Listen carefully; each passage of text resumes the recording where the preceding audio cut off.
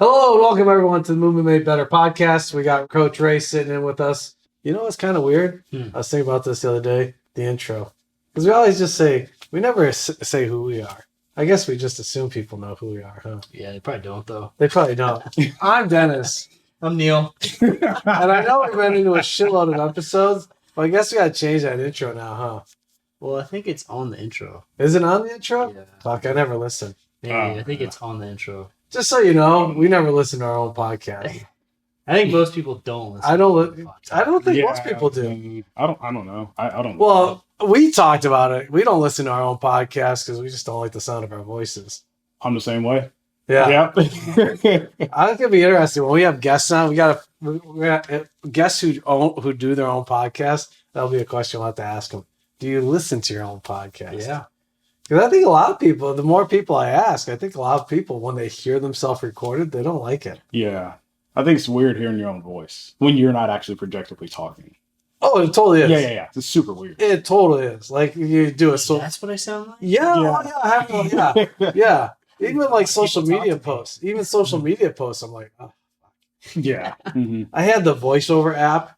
I was using it for cutting film, voice, and then I stopped using it because I was just like, oh. How's your weekend, guys? It's good. It was good. I did a food festival this past weekend, so it was an interesting experience. So for those who don't know, him and his girlfriend Leanne, they make phenomenal cookies. Yeah. Now I know we're fitness people, but we do have to treat ourselves. And if you're going to treat yourself, your company is at Dough Dealers. Dough Dealers with a Z. Dough Dealers with a Z. These cookies are like a meal. Mm-hmm. That's the best way to describe it. They're 6 ounces a piece. That's a big cookie, folks. It's a meal. My personal favorite is your peanut butter and jelly. Oh, man. Dude, hands down. Love that flavor. So good. Peanut butter and jelly right in the middle. You open this up. Yeah. And I've eaten one whole, and I've literally been like, that was my meal. Like, that was good. I'm done. I'm done. Yeah, I think my favorite was the chocolate chip. Oh, yeah. Classic. Was it chocolate chunk? Yeah. Chocolate Dark and milk chunk. chocolate. Yeah. And then and so the way they set it up is you bake them yourself, but there's that gooiness in the middle. So they make it so like with the chocolate chunk, when you open it up, there's just like a lava of chocolate in the middle. The flavor combinations that these guys come up with and the execution is really good, but it took you guys quite a while to get this up and running. It took a long time. I basically started making cookies in like early 2021. Just because I had a hankering for cookies. I love cookies. Okay. And then kind of played around with manipulating the recipe over time and then kind of actually got it down. It took a while. Man, that shit is a science. Yeah. Well, what I like though is you also recommend to people because they're getting them frozen. Yeah. Right? So if you want to look it up, they'll send them to you frozen. But then it's up to you to figure out how long you want to bake them because everybody has preference. And that's what I like about what you guys do is you suggest, okay, here's the baking times depending on how you like the cookie. Because some people like it a little bit doughier. Yes. Other people like it a little bit firmer. So when you go to a place and they only make it one way, well, then that's got to be your style, right? So it's like when you eat lasagna.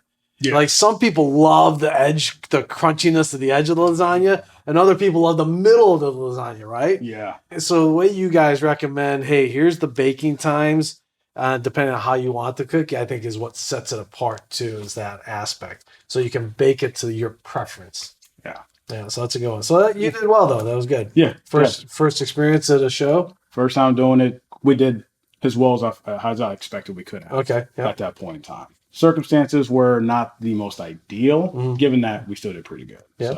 So we're all happy with how everything went. What was the best selling flavor? So that cookie flavor, by the way, is milk chocolate, toasted pecans, and a caramel center. And that sold out on Saturday.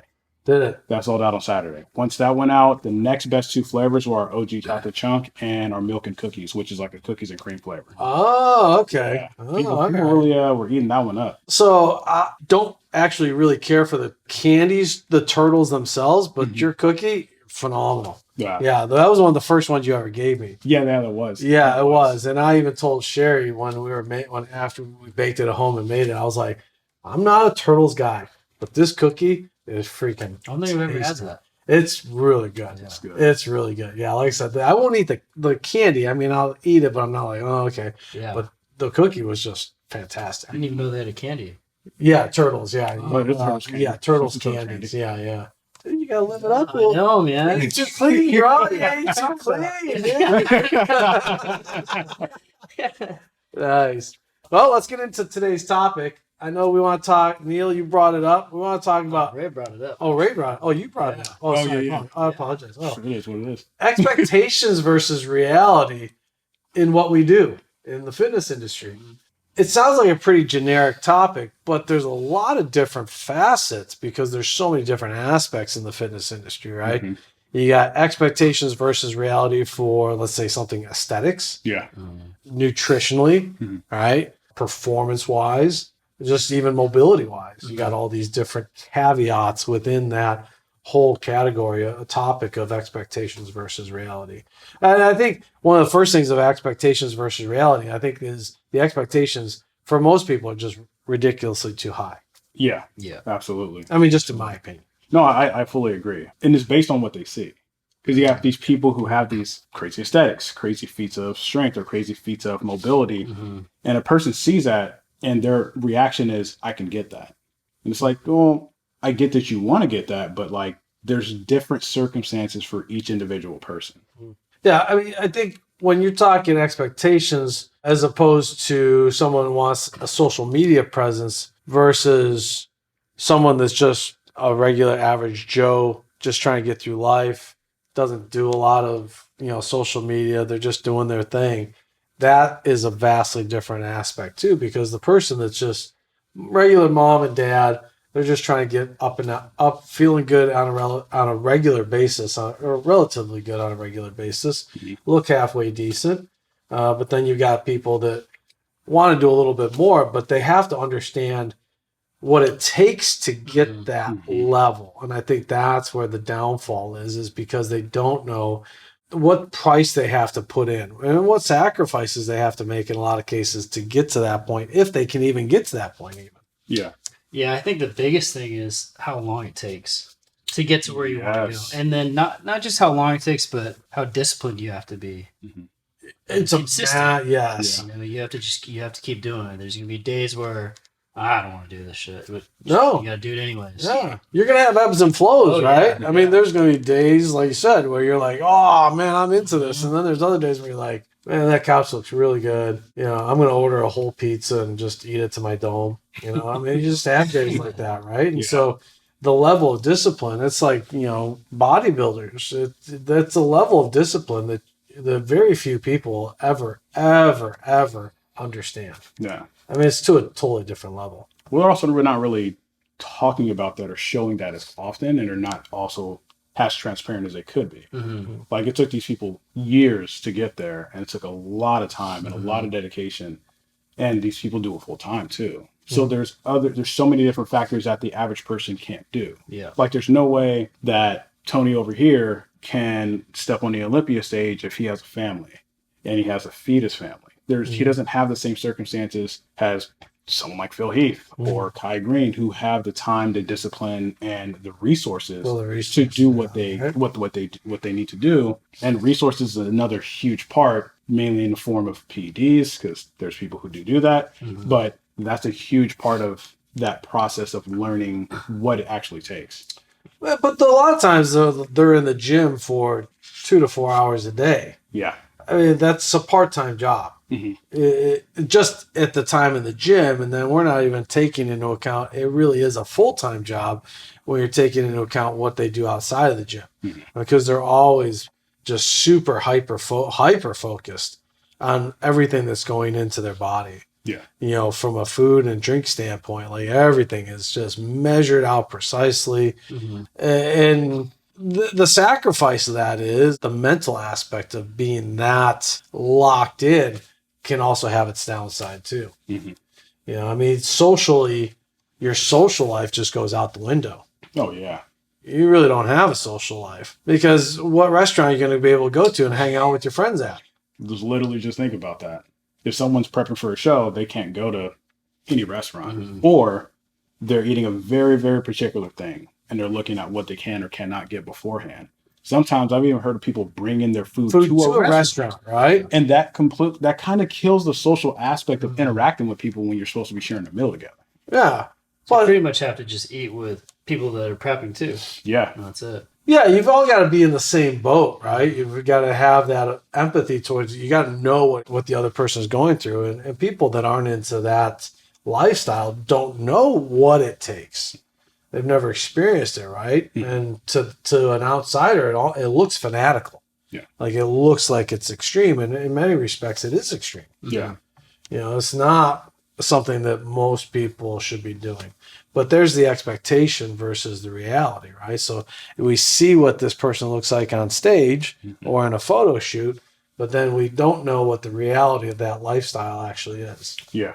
You know, on the performance end, you know, I've had some parents, this is a long time ago, but, you know, parents come to me and they're like, oh, well, my son's basketball season starts in 4 weeks and I get to get his vertical higher. I need to get his numbers up. And I'm like, 4 weeks? 4 weeks? Yeah. Okay, you can get him a little stronger, but you should have been, this is a long-term deal. Like, you know, this started when he was a kid and, you know, doing everything he's doing outside. But this 4 weeks, we're not going to destroy him in 4 weeks just to improve, you know, his little testing numbers. Mm-hmm. Like, this needs to be a long-term continual process. So I think with, you know, some parents that may think that these adaptations can happen in such a short time, like that's completely unrealistic.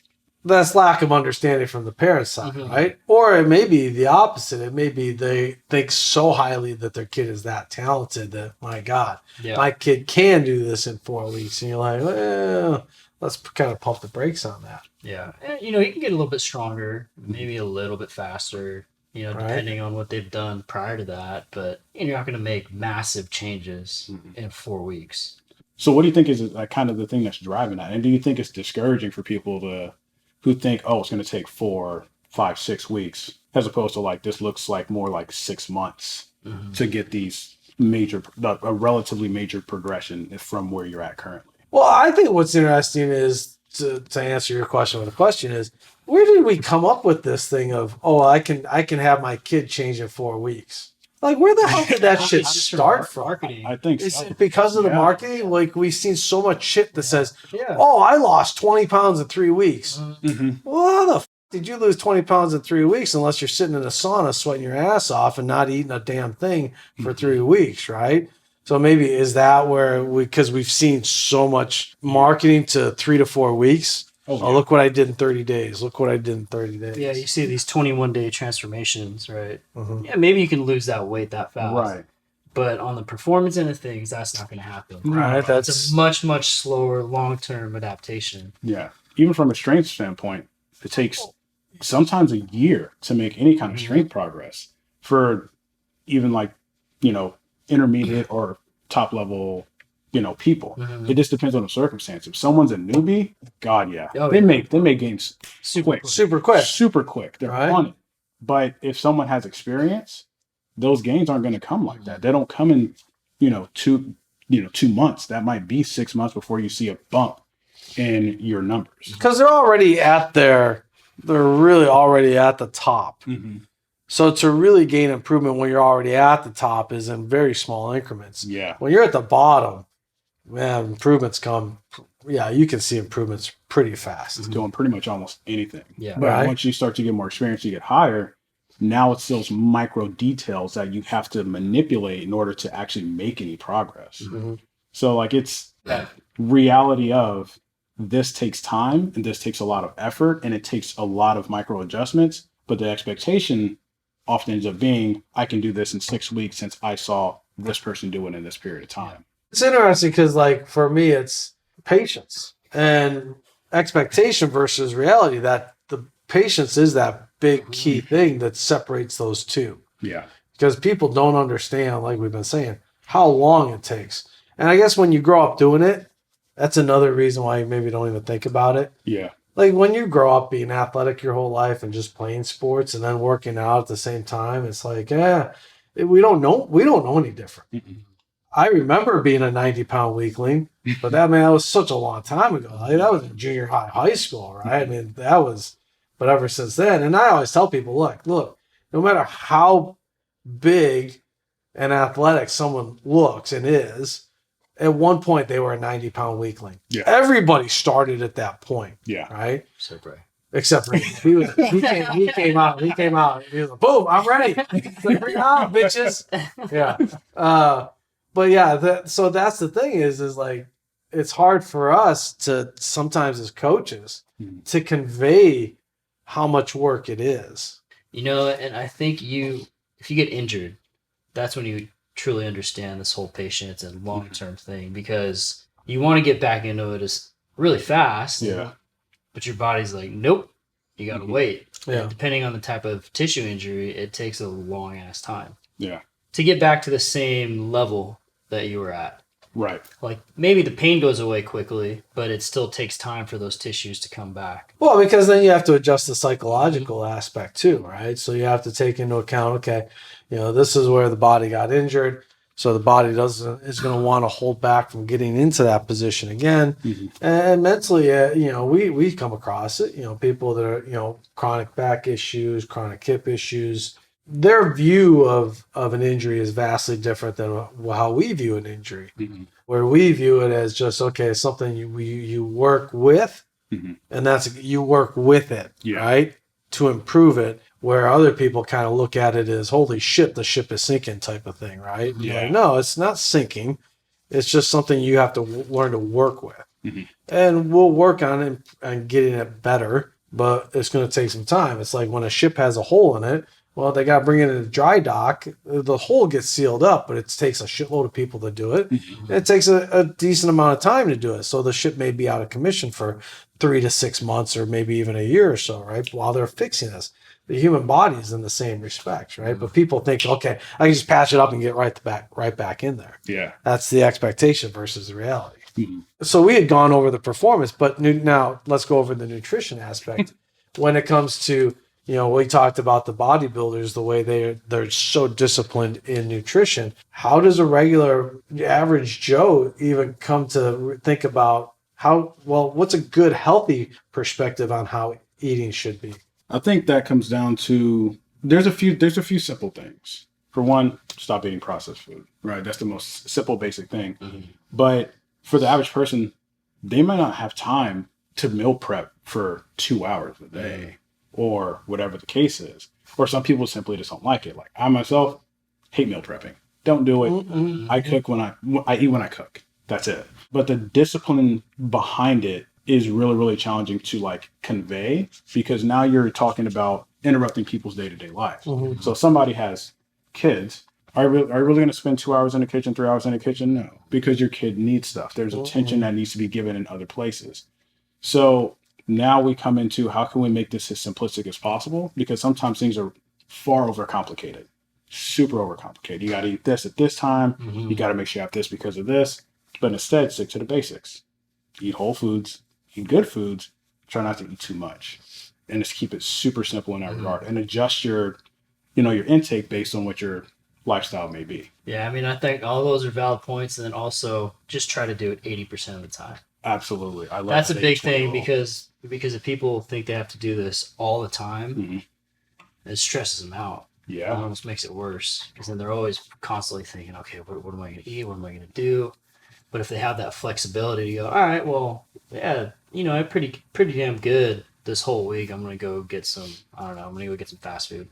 And that creates complexes too. Yeah. So, which is even more of a problem because now you get into the psychological relationship between that person and food. So instead of eating 100% like super healthy, it's okay to have a treat. You're not going to die. Yeah. You're not going to sit here and lose your progress, because that's what most people think. I'm even having that conversation with one of my clients where she's just like, I want to get as fit as I possibly can. I want to get lean out. I'm like, that's good, but take it easy on yourself. Like, I understand you're dedicated, but I want you to kind of take it a little easy. Go ahead and relax a little. Yeah. One of the big things I tell them is like, okay, let's say you change your diet. Can you do this for the rest of your life? Huge point. And if they say no, then I go, well, this isn't sustainable.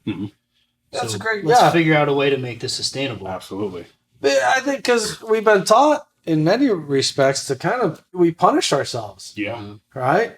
And so it's like, I've said for a long time, I eat because I work out, but I work out because I eat. Mm-hmm. Like it's a symbiotic relationship between the two, right?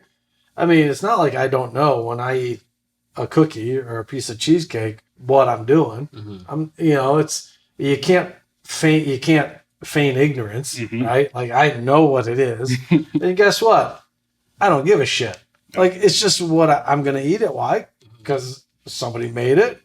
It's really freaking tasty. I'm gonna have it, right? So I don't punish myself for it. It's not like I go, but you hear it all the time. Like, oh, somebody's like, I think I got to work out for like an hour and a half because I just ate that.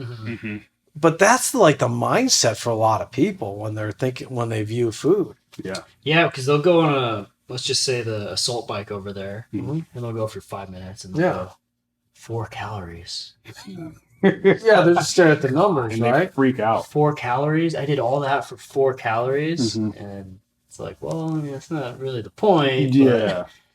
Well, I think, but the other thing too, though, is have we become too dependent on food in the respect of like we've latched onto it so much that I think for me with fasting, I think for me the thing that I love more than anything coming out of it is how non-dependent on food I've become. I've broken that dependency where, years ago it was, oh my God, every 3 hours I got to have some food. Yeah. And so for me, it's that freedom has been just phenomenally life-changing for me. Yeah. Because fasting for a lot of people breaks the ball and chain. Yes. And it can, in a lot of ways, help people's relationship with food. And I think that's a problem with the average person is that the relationship with food isn't the healthiest. But even with someone who works out all the time, their relationship with food isn't necessarily that healthy either. Totally. So you have to find that balance somewhere in between where it's just like, okay, if I don't eat every 2 or 3 hours, like how do I react to that? Versus I didn't eat, I'm not going to eat today. I don't have the time. And be cool with that and move on. And then the next day, have your meals, have whatever, do whatever you need to do. But people's relationships and their dynamics of how they work with food is it's more of a slave master kind of dynamic as opposed to you're my aid. Like this is something that helps me become healthier, stronger, or whatever the case may be. Yeah. I mean, ultimately food is it's fuel. Yeah. It's fuel and it helps you rebuild your tissues. That's really essentially what it is. So when you get, like, we see extreme eating, right? We see it, you got your vegans. That's extreme eating. I mean, no offense to vegans out there, but it is an extreme form of eating. You have fruitarians, extreme form of eating, where all you eat is only fruit, right? And that's not very popular, but there are some people out there that do it. And then you got your paleo people. That's an extreme form of eating, right? So when you come across these styles of eating, is it a bad thing or a good thing? Depends on the perspective. Yeah, and right? then it honestly kind of comes down to, does that way of eating make you healthier, or does it get you to your goal? And that's it. Like, does this actually benefit you, or is this a hindrance? And one of the ways I look at it is, are you keeping lean body mass? Are you able to put on some muscle? Or even are your health markers good? There's things that have to be looked at within that context, at least in my opinion. Yeah. But if it's not beneficial to you, what's the point of doing it? I feel like that's more of a hindrance more than it is something that aids you. Well, I think what happens with marketing, social media is you'll see your buddies. Someone goes, "Oh man, I went vegan and I lost 20 pounds." Yeah. So then people see that and like, "Oh, I should go vegan because that's how I'm going to lose weight." When the reality is they went vegan, they probably cut out a lot of processed stuff, maybe. Yeah. But they cut out a lot of things out of their diet, so they're eating much less calories. So in that short spurt, of course, they lost all that weight. Absolutely. Same thing if they go fruitarian. Same thing if they go carnivore. I mean, it's the same thing. They're basically cutting their calories for this initial period of time. So they're going to cut 5, 10, 12, whatever pounds really quick. Yeah. But is it sustainable? That's the thing. Is it sustainable for a long term? So that's kind of the way I look at it. Yeah. And we see some people that do sustain that for a good period of time. Yeah, totally. But I almost wonder if those are just the outliers. Yeah. Yeah. Because I mean, whether it's a lack of, and some people may say, well, that's just lack of discipline if you can't maintain those styles of eating, which could have some truth to it, right? Maybe it is, maybe it isn't. You know, because marketing is really powerful. Mm-hmm. It really is. And for the majority of us, a lot of people succumb to that marketing, right? Perfect example is, one night when I was in the middle of a 48-hour fast.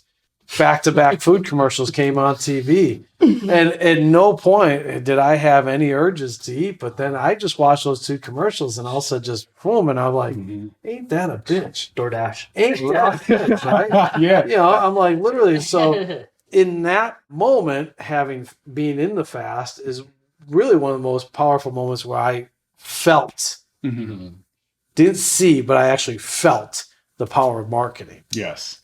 Because I saw those items of food on TV and I was like, that looks pretty tasty, actually. Yeah. Seeing the smiling faces. Right? Seeing the smiling faces, the happiness that they're portraying. The smoke or the steam coming off the food, right? And the way it's presented, right? Everything's hitting you just right. Yes. Everything down to just even the music that they use. Yeah. Right? Yeah. They want to put you in a good mindset with the music that they're using for the commercial. But all that tied together, the back to back, I was just like, ain't that that's crazy. Like I'm feeling what all these companies put millions of dollars into. Yes. And they're right there. I'm like, that's why they spend millions of dollars to elicit the response that my body just gave me. Well, just talking about it right now is giving me the response. Yeah. I'm like, shit.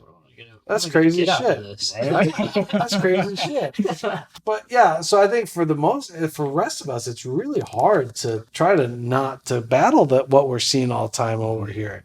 Because it's always so constant. It's every turn. It's barrage. It doesn't matter if you're on YouTube, if you're watching TV, if you're on social media, it doesn't matter. There's always some kind of marketing that's going, hey, come and enjoy this. Yep. Hey, you like this? Cool, we got this for you. And so it's at some point it wears people down. Wears people down. Okay, so there's a great thing. So the expectation of what you see on TV, but then when you go to the restaurant and actually see the reality of it, once again, 2 vastly different things. Way different. I'll tell you, a Big Mac on TV looks pretty tasty, but you see it live in person, you're like, it's like a what is this? Like, what the hell? Somebody just threw this shit together. Yeah.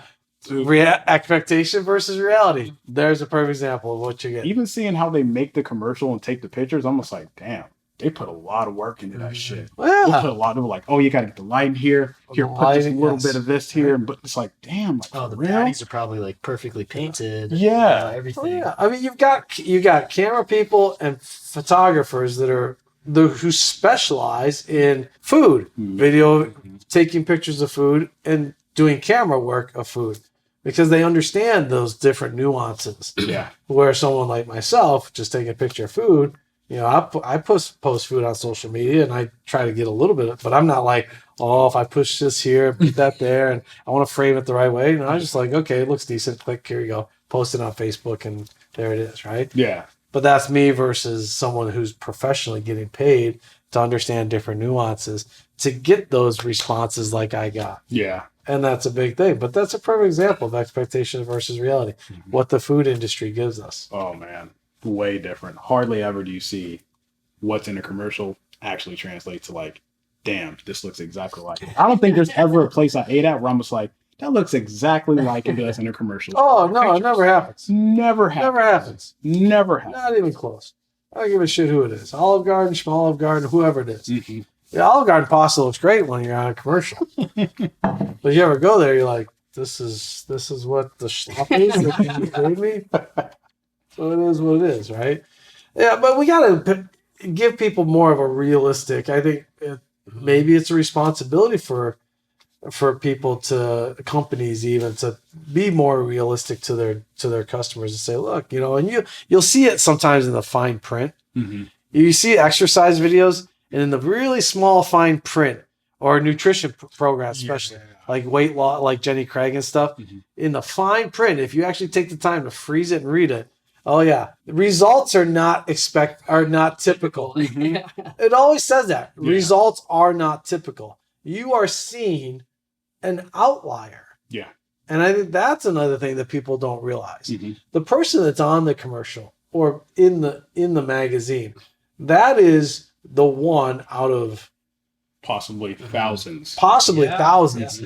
that did really well. Yeah. But if people were fed the real stuff, these companies probably wouldn't have the customer. Oh, there's no way. There's no way. They wouldn't. They went to Jenny Craig, Weight Watchers, and was like, "Hey, 3 out of 10 people actually lose weight. Out of those 10 people that lose weight, 2 of those people keep it off. Mm-hmm. If they gave like actual realistic, precise like data for that, would there be as much buy-in for it? No, not even close. Oh, not even close. Because people would be like, well, wow. So you're telling me the minority of people that enter this program actually succeed. Yeah. That's just the way it is. Mm-hmm. And I wonder too if like those percentages are people that, follow it religiously too. Right. Like, are obviously the 2 or 3 people follow it, but are the other people that didn't get any results at all, do they go out it the same way? Or are they just signed up? I mean, we saw the whole Jared effect with Subway, right?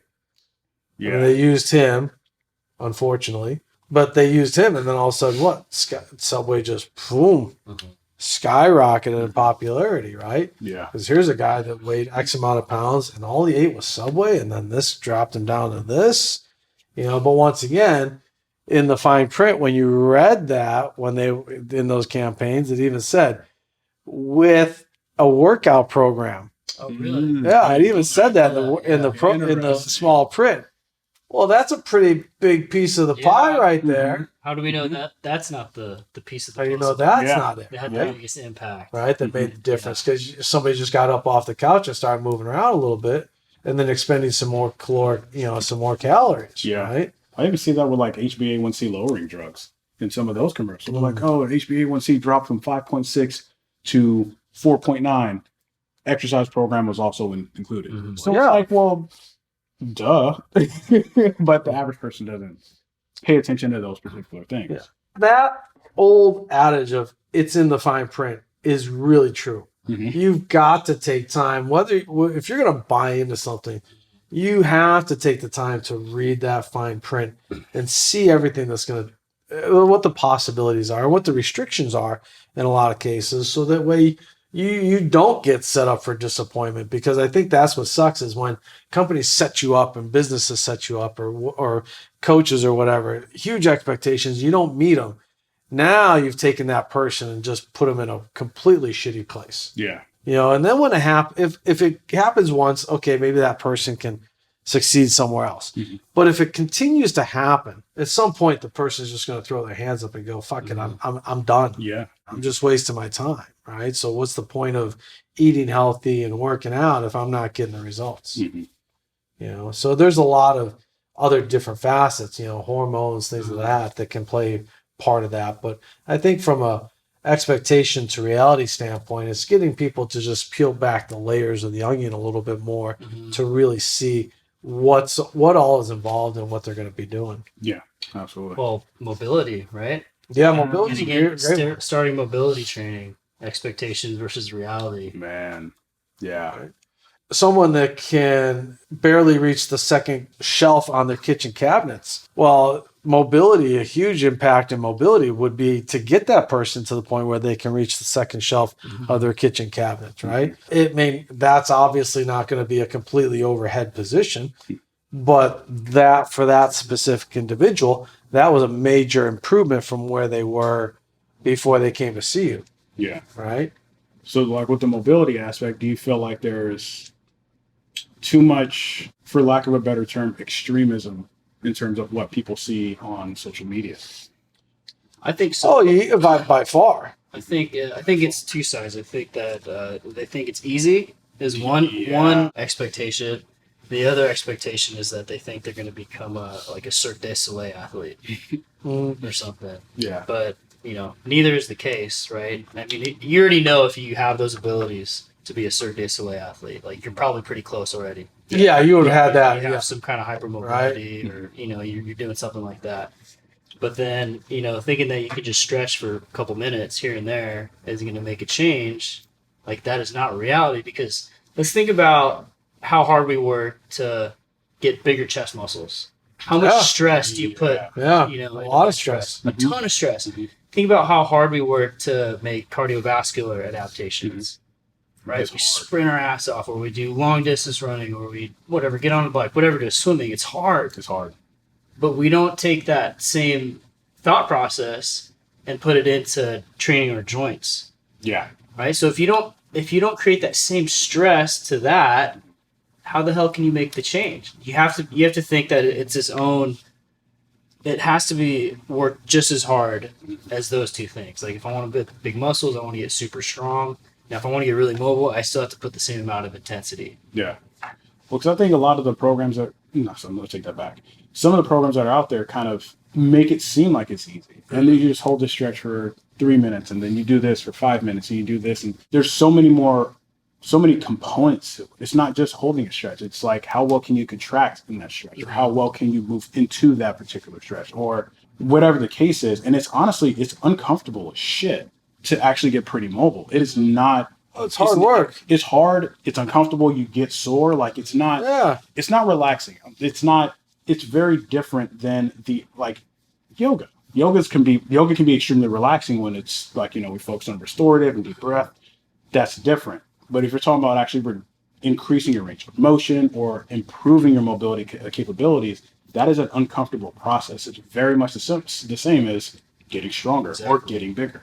People need to know that when you're passively stretching, the connective tissue comes under tension, but the muscles, it's not activated. So that's why we always add isometric component to it, because then you're getting the muscle and connective tissue integration to really get the changes that you're looking for.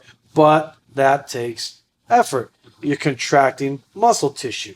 So that, of course, you're having some output. Even though it's only 20-30% output, as far as stress levels are concerned or exertion, that is still adding more stress to the tissues, which if you see somebody stretching passively versus actively or isometrically, that's two different things from two different people in the same position. Yeah. And you can see it in their face. Oh, yeah. You can see it in the way they react. The person that's passively stretching, they may feel a little discomfort, but they're not like, oh my God, this is hard. Yeah, they're typically texting or doing something. Yeah, just kind of wonder about their day. You see just hanging out, and then they're just all, they're on their phone, and you're like, well, if you're on your phone or you're answering an email or something else, when you're supposed to be working on mobility, that probably tells you you're not working on mobility. Thank you. If it disconnects you from the particular drill or exercise, you are not in it the way you should be. Of course, yeah, right. And you're not locked in, and you don't have purposeful, intentional movement involved in that. Yeah, like, are you going to sit here and text while you're doing dumbbell curls? No, you're not. No, you're probably, if you are, pick the damn phone. Yeah, right. But like, if you're not focused in the exercise, like, okay, look at bodybuilders. When they're doing something, they're super focused. They are honed in on, am I getting the tissues to contract properly? Am I moving correctly? Where are my joints moving in space? There's focus on that. So if we actually apply the focus that goes into muscle building to mobility, now you get people that get a lot better results over time, which is a key. That's over key. time.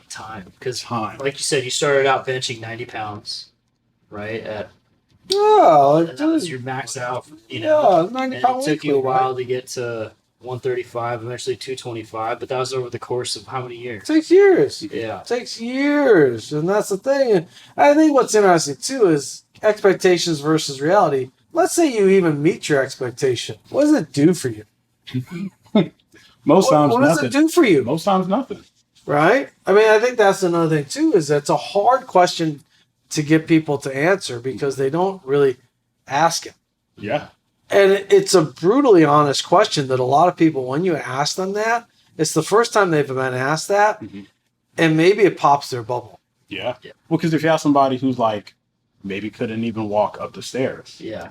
Then their expectation is, I want to get strong enough and mobile enough to get up one flight of stairs. That's a very different expectation than someone's like, I want to bench 400 pounds. Oh, cool. Yeah. What do you do with that? Because like, how does that help you? Like, that's not life changing. No. Unless someone said, hey, if you bench 400 pounds, I'm going to give you $1 million. Right. Very different. That's very different. Then you have a financial incentive, but very few people get that, right? But being able to walk up a flight of stairs is essential. Yes. But most people wouldn't consider that like a high expectation thing, right? So the perception there is different, right? So people think, being extreme and going to what we see typically in media is where I want to focus. But it's even something as simple as when people say, oh, I want to lose 20 pounds. What happens when you lose 20 pounds? Yeah. Are you going to get a new job? Is that going to all of a sudden make your love life better? Mm-hmm. If it does, great. Let's get you losing 20 pounds. Mm-hmm. But for most people, they're like, I want to lose 15, 20 pounds. Why? Why? Yeah, unless it's health related, what's the point? Because losing 20 pounds for that person isn't going to make them perform better. Right? Maybe it's for self-esteem. And then if it's for self-esteem, that great. works. That's a Absolutely. great motivator. Hell yeah. Right? Hell yeah. If you want to lose 20 pounds because it's going to help your self-esteem, well, let's lose 20 pounds then. Yeah, right? Absolutely. But that's an emotional attachment. Mm-hmm. That's not a physical, like, oh my God, I lose 20 pounds and all of a sudden something, blah, blah, blah is going to be better. Yeah. That's an internal emotional thing that, okay, you want to get to a better emotional point, then let's help you get there. But I don't know if enough people even are honest with themselves when they say that, right? I just want to, but it deep down inside, that's a much more emotional thing than anything. Yeah. I feel like a good portion of those kinds of expectations are emotional. Yeah. Again, it depends on the circumstances and the person and the goals, but some of it is a really good, strong emotional goal. Some of it is just like, is this necessary? Yeah. Is this a necessity? Do you actually need to do that in order to feel this way? Or are there other things that you can do in order to get to that point? Yeah. Yeah. Is it worth it? Yeah. Is it really worth it? That's hard to quantify. Well, I mean, like Neal, what started you to work out? Gosh, man, I started doing martial arts as a kid, just hanging out with my brother, and then watching all these movies like Predator, Terminator. You see Arnold, you see that, you're like, I want to be bigger and stronger. Yeah. Like 9 years old, my brother's got little weights, everywhere. Yeah. Doing curls with the easy curl bar. Yeah. Doing push-ups. Right. Yeah, it's just that, you feel better, you feel stronger. I mean, I think it's a primal male thing almost, right? But what you Could said, be. feel Yeah. better, feel stronger. Yeah, exactly.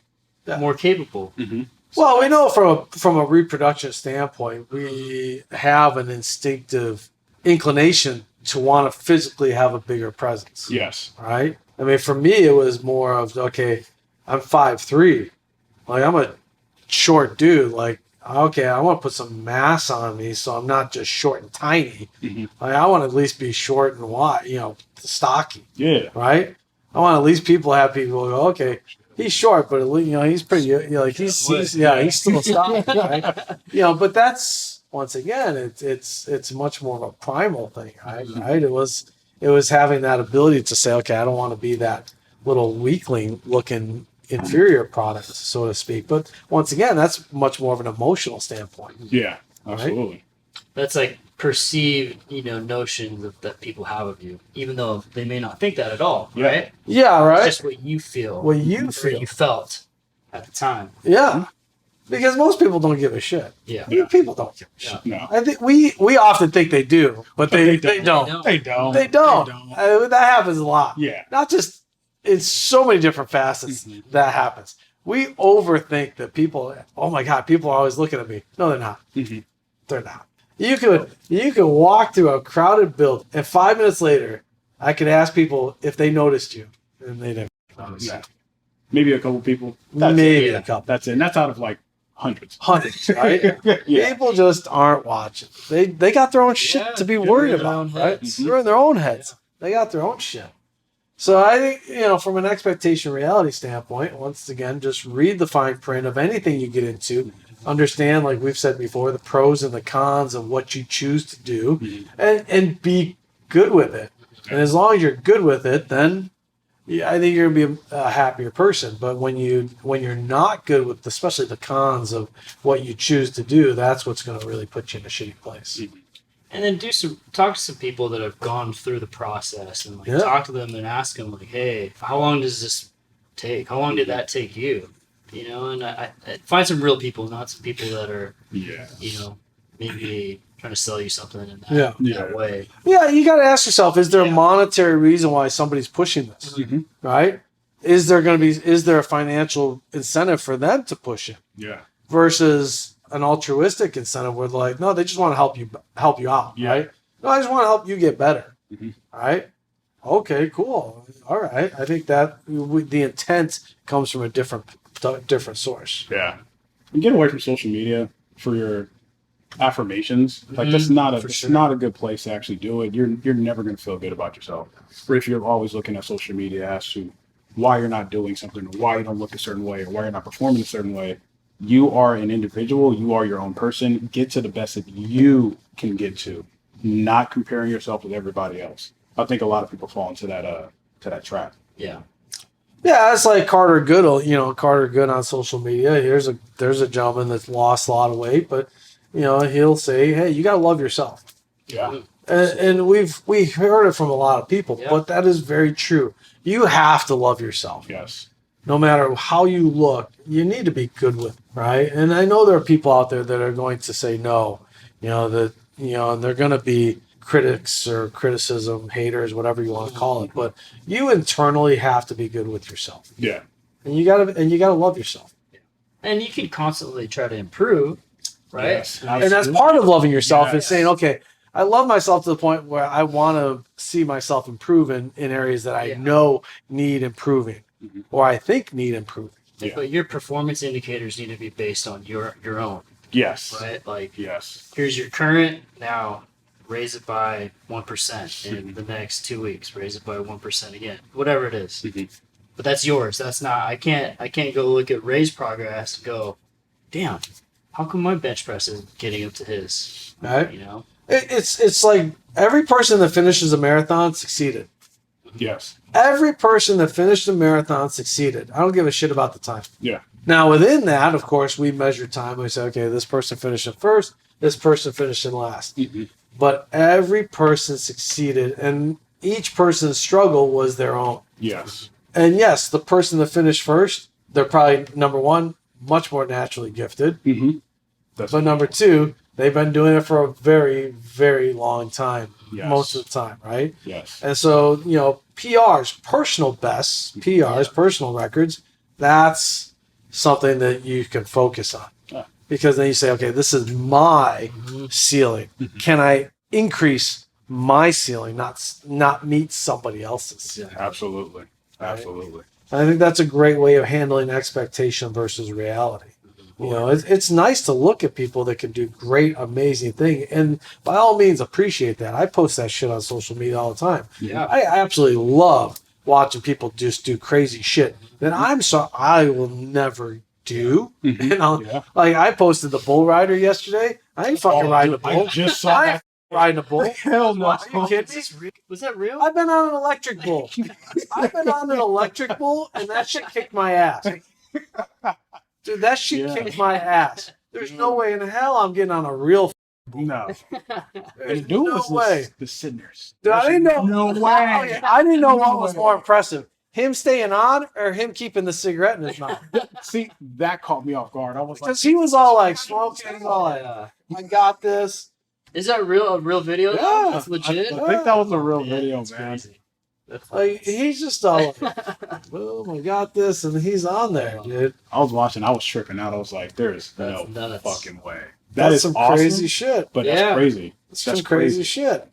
But and what's her name? Unfortunately, what's her name passed away. The alpinist, the mountain skier. She just passed away. But once again, there's an appreciation for what she did. Yeah. And is that something I'll ever do? No. Yeah. But the fact of, unfortunately, she passed away. But the fact that she was able to do alpine skiing from those elevations for freaking shows what people are capable of doing, what's possible, right? Yeah. And of course, that's not for everybody. But I always appreciate seeing stuff like that. Well, and I think what we could take from these super elite performers, even if we can't get there just because of our genetic limits, is if they ever disclose their process, is you can go, well, I can try to follow that same path and just see where I get to. Yeah. Right? And that's what you can take from that. Yeah. So that's great. Well, hope you enjoyed this episode. And until next episode, be good to each other. Thank you for listening to our podcast. Be sure to hit that subscribe button, and whatever platform you're on, either Apple, iTunes, or Spotify, please, if you could leave a review, we'd appreciate that. If you have any questions that we can answer for you, be sure to leave those in the comments also. If you're looking for more information on our education, our products, please go to www.stickmobility.com. And also hit that subscribe button to that YouTube channel. And don't forget our live Instagram classes 3 times a week. If you want to join in, grab your sticks and hit that 45-minute class.